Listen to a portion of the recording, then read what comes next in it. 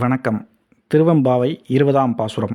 போற்றி அருளுக நின் ஆதியாம் பாதமலர், போற்றி அருளுக நின் அந்தமாம் செந்தளிர்கள், போற்றி எல்லா உயிர்க்கும் தோற்றமாம் பொற்பாதம், போற்றி எல்லா உயிர்க்கும் போகமாம் பூங்கழல்கள், போற்றி எல்லா உயிர்க்கும் ஈராம் இணையடிகள், போற்றி மால் நான்முகனும் காணாத புண்டரீகம், போற்றியாம் உய்ய ஆட்கொண்டருளும் பொன்மலர்கள், போற்றியாம் மார்கழி நீராடேலோர் எம்பாவாய்.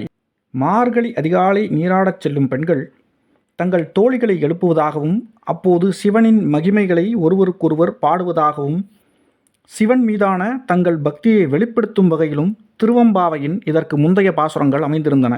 இந்த பாடலில் சிவனின் திருவடிகளை போற்றி வணங்கி தங்களுக்கு மோட்சம் தருவது சிவனின் திருவடிகளே என பொருள்படும்படி மாணிக்கவாசகர் பாடுகிறார். அனைத்திற்கும் ஆதியும் அந்தமுமாகியுள்ள சிவனின் திருவடிகளை வணங்குகிறோம். அனைத்து உயிர்களுக்கும் இன்பத்தையும் முக்தியையும் தரும் ஈசன் திருவடிகளை துதிக்கிறோம். திருமால் பிரம்மனால் காண முடியாத சிவனின் திருவடிகளை நாங்கள் காண்பதில் பெருமிதம் கொள்கிறோம். எங்களுக்கு பிறப்பற்ற நிலை தரும் ஈசனை வணங்கி அவனின் தாழ் பணிந்தபடி மார்கழி நீராடி மகிழ்கிறோம் இறைவா என மாணிக்கவாசகர் இப்பாடலுடன் திருவெம்பாவையை முடிக்கிறார். அடுத்தபடியாக திருப்பள்ளி எழுச்சி என்ற பெயரில் சிவபெருமானை எழுப்பும் 10 பாடல்களை பாடியுள்ளார். நாளை முதல் திருப்பள்ளி எழுச்சியை காண்போம். தொடர்ந்து இணைந்திருங்கள் பாரத பயணத்தில். நன்றி, வணக்கம்.